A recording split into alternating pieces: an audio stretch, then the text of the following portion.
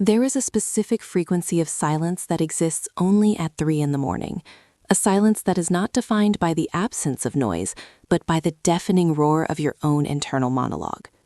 It is in this recursive loop of analysis and reanalysis that you likely believe you are experiencing a personal failing, a glitch in your own neurochemistry that prevents you from finding rest. You attribute this relentless churning of variables, the replay of awkward conversations from a decade ago, the catastrophic simulation of tomorrow's meeting, the sudden paralyzing uncertainty about your long-term financial viability, to a lack of discipline or a defect in your character. You are incorrect. This state of hyperarousal, this cognitive immobility, is not an accident. It is a product. You are inhabiting a mental environment that has been engineered with the precision of a sprawling brutalist structure, designed not to shelter the mind, but to entrap it in a labyrinth of infinite choice and manufactured consequence. We call this the overthinking architecture. To understand the scale of this psychological siege, we must first dismantle the illusion that your thoughts are entirely your own. The human brain, in its primal configuration, was an efficiency engine. It was evolved to make binary decisions rapidly: fight or flight, eat or starve, safety or danger. It was an instrument of survival, calibrated to conserve energy by creating heuristics, mental shortcuts that allowed our ancestors to navigate a complex natural world without expending unnecessary glucose on existential rumination. But the modern epoch has inverted this biological imperative. We have been transitioned from an environment of scarcity, where decisions were high stakes but few, to an environment of artificial abundance, where decisions are low stakes but infinite. This shift was not a natural evolution. It was an industrial revolution of the psyche. The architecture begins with the weaponization of the what-if. In a vacuum, the human capacity for simulation, the ability to project oneself into a hypothetical future, is our greatest evolutionary advantage. It allowed us to plant crops before the winter and build shelters before the storm. However, this predictive engine requires a stopping mechanism. In the natural world, the stopping mechanism was reality. The storm either came or it did not. The crops failed or they thrived. There was a resolution. The modern systemic manipulation of the human mind has effectively removed the resolution phase. We are now suspended in a state of permanent anticipation.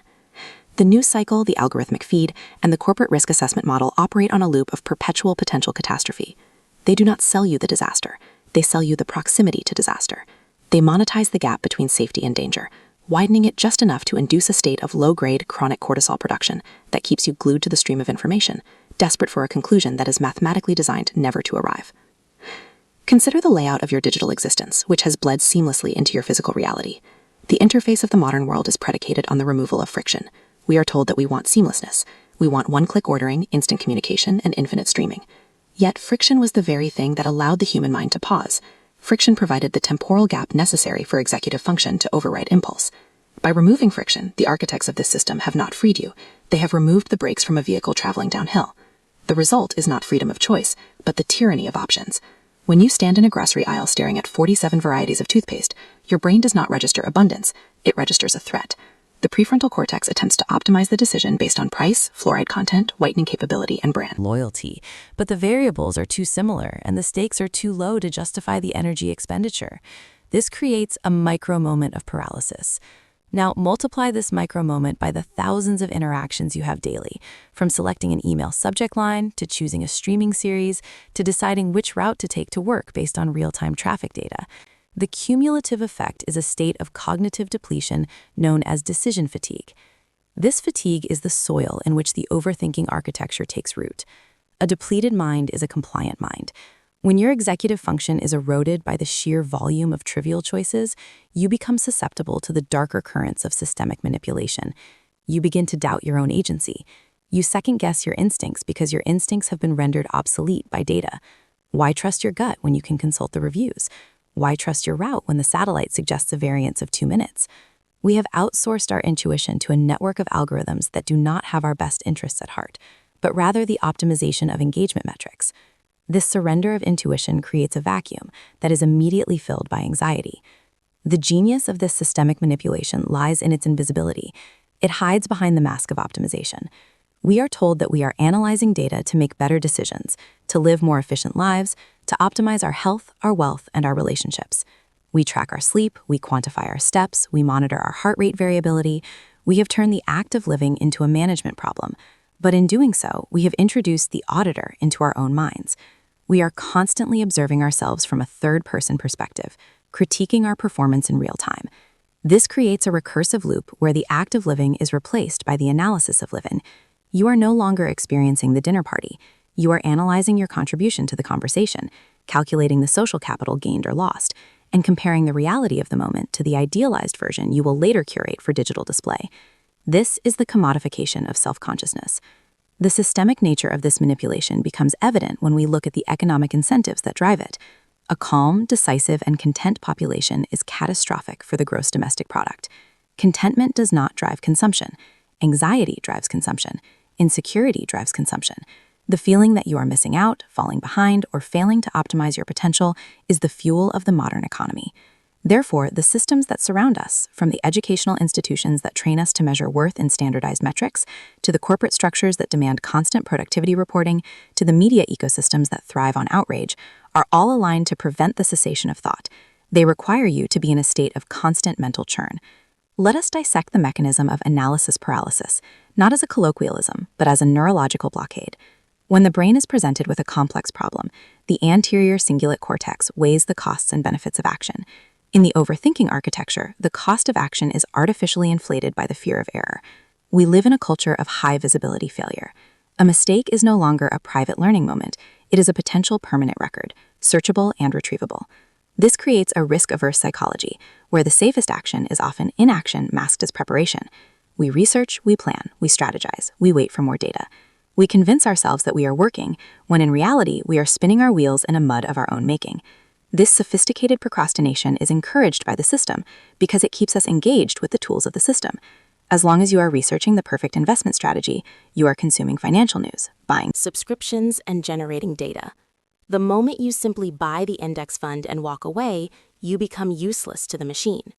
Furthermore, we must examine the role of manufactured urgency.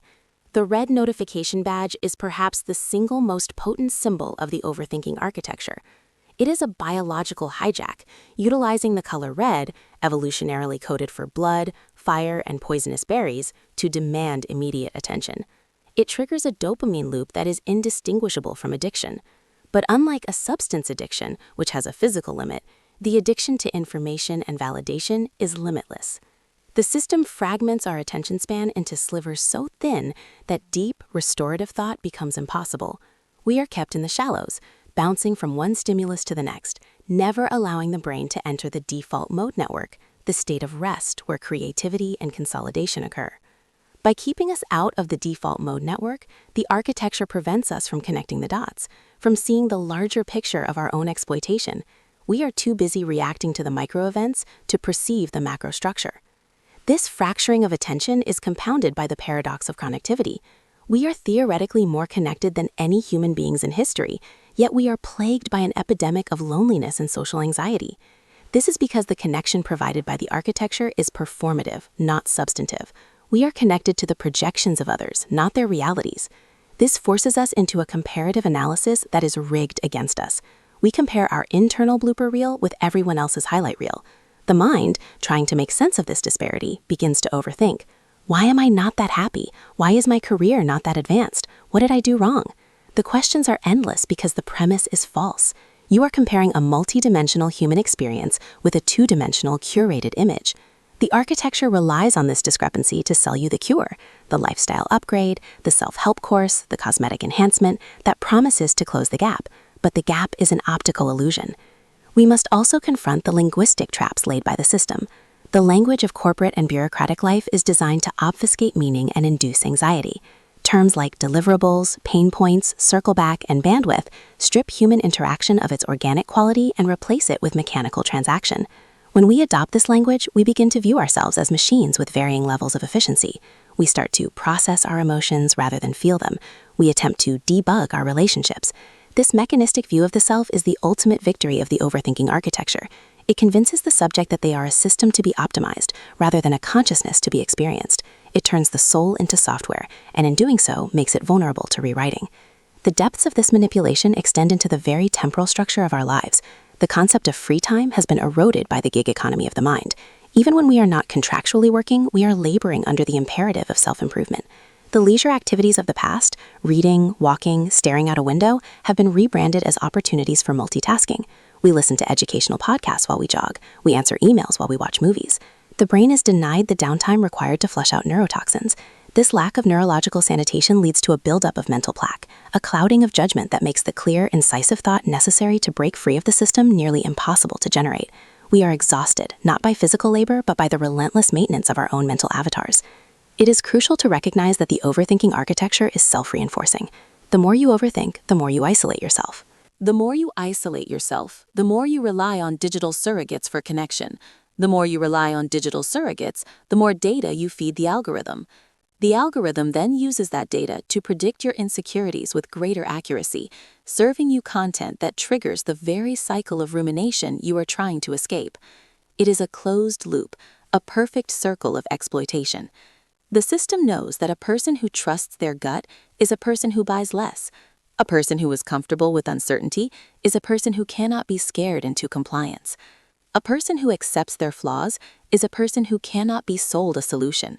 Therefore, the system must destroy intuition, demonize uncertainty, and magnify flaws. The granular detail of this psychological warfare can be seen in the design of modern urban environments, which reflect the chaotic architecture of the overstimulated mind. We move through spaces that are hostile to contemplation. Advertisements scream for attention from every surface.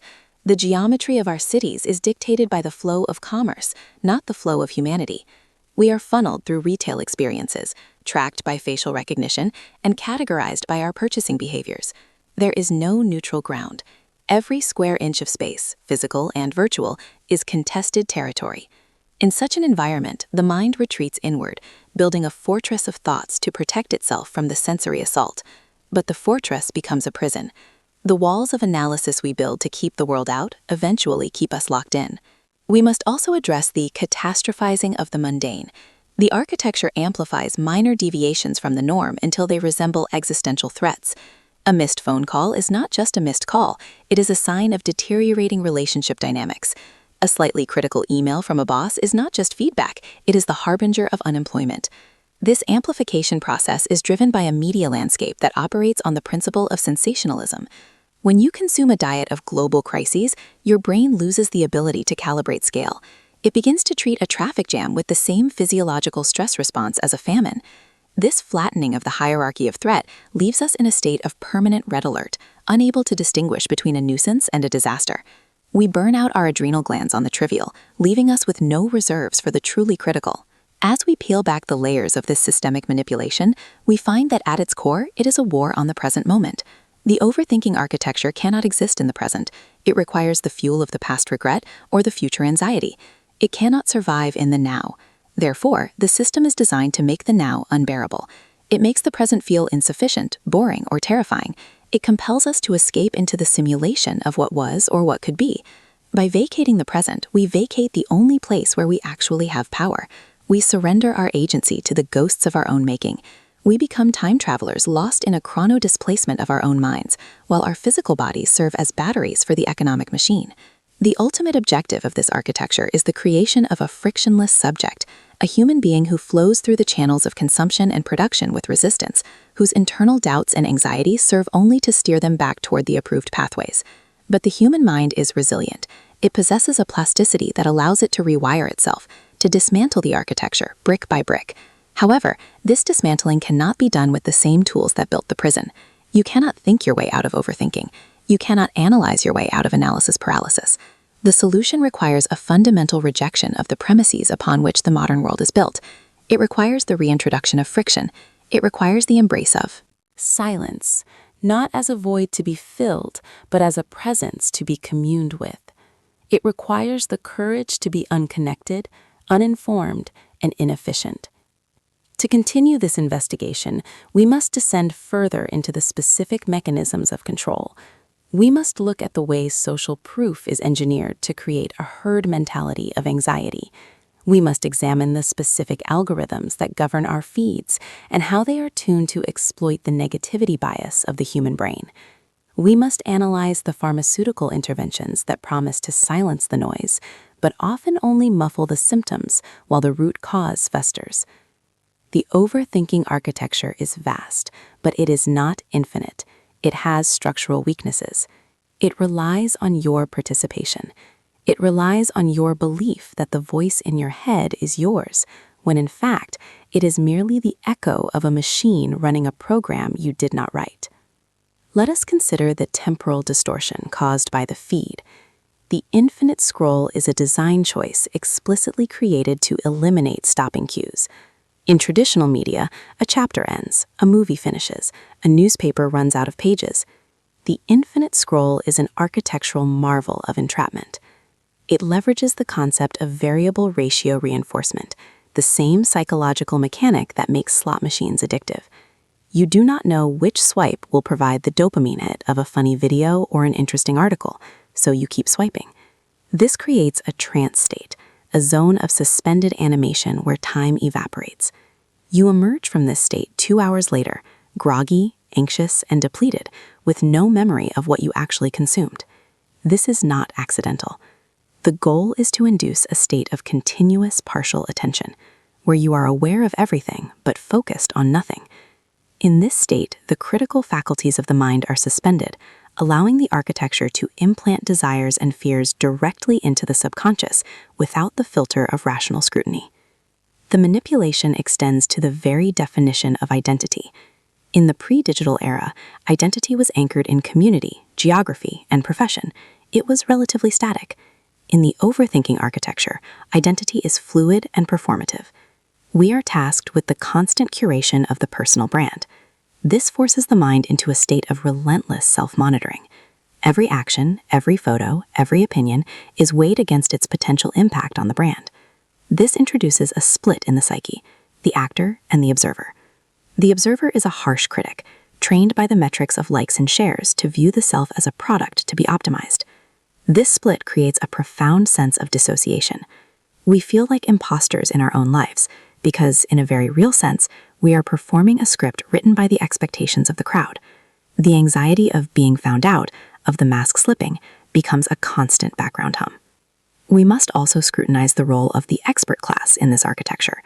We are inundated with conflicting advice from experts on diet, sleep, finance, and parenting. One study says coffee is a superfood, the next says it is a toxin. One economist predicts a boom, the next predicts a collapse. This dissonance is not a failure of science, it is a feature of the information ecosystem. The contradictory noise forces the individual into a state of paralysis, afraid to make the wrong move. We freeze. And in that frozen state, we turn to the system for guidance. We look for the consensus, the 5-star rating, the verified checkmark. We abdicate our judgment to the aggregate. But the aggregate is easily manipulated. Bots, paid reviews, and algorithmic bias can skew the consensus, leading the herd off a cliff while they believe they are following the wisdom of crowds. The architecture also capitalizes on the sunk cost fallacy of thought. Once you have invested hours worrying about a potential outcome, your brain refuses to let it go. To stop worrying would To admit that the energy expenditure was wasted. So you double down, you worry harder, you construct even more elaborate scenarios to justify the initial anxiety. This is the cognitive equivalent of throwing good money after bad. The system encourages this by validating your anxiety. You are right to be worried, the news ticker whispers. Deep within the wiring of this system is the exploitation of latency. In computing, latency is the delay before a transfer of data begins following an instruction. In the human mind, the overthinking architecture introduces artificial latency between desire and satisfaction, or conversely, removes it entirely depending on which serves the system best.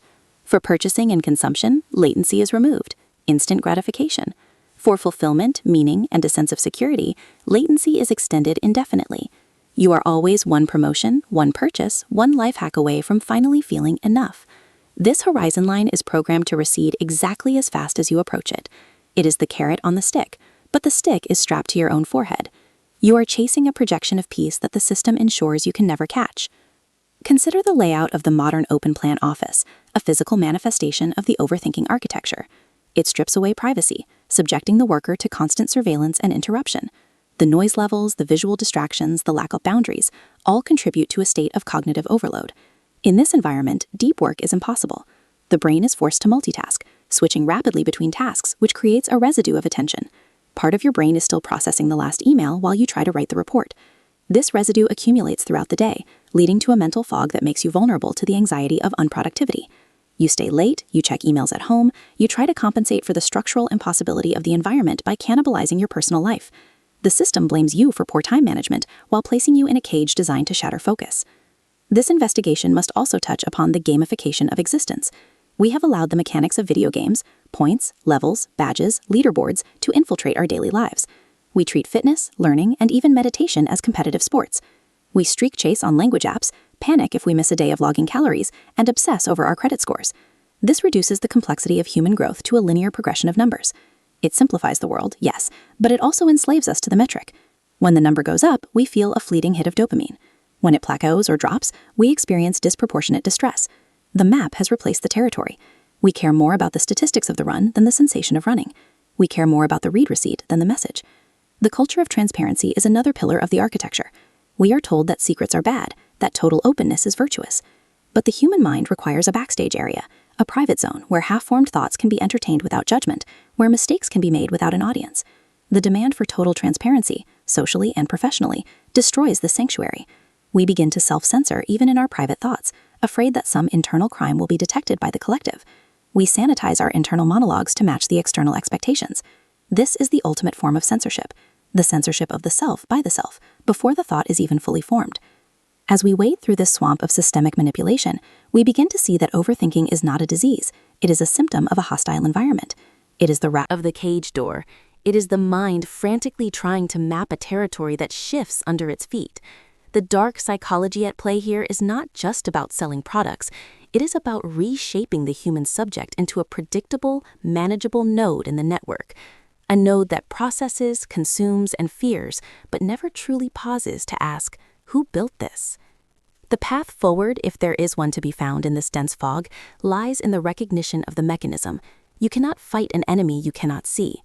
By naming the architecture, by tracing its wires and locating its sensors, we begin to regain a fraction of our sovereignty. We must learn to distinguish between the useful signal of necessary thought and the debilitating noise of systemic interference. We must learn to tolerate the silence without rushing to fill it with data. We must learn to stand still in a world that demands we run. This is not a passive act. It is an act of radical resistance. To stop overthinking in a world designed to induce it is a revolutionary act. It is the reclamation of the most valuable real estate in the universe, the space between your ears. The narrative continues by examining the specific marketing tactics used to exploit imposter syndrome, turning natural humility into a crippling inability to act. We will dissect the role of the pharmaceutical industry in pathologizing normal human emotions, creating a market for chemical solutions to structural problems. We will look at the educational system's emphasis on rote memorization and standardized testing, which trains the brain to fear ambiguity and seek the one right answer in a world where answers are rarely singular or static. We will explore the concept of toxic positivity and how the enforced demand for happiness actually creates more misery by invalidating the full spectrum of human experience. The river of evidence is deep, and the current is strong. We are only just beginning to map the shoreline.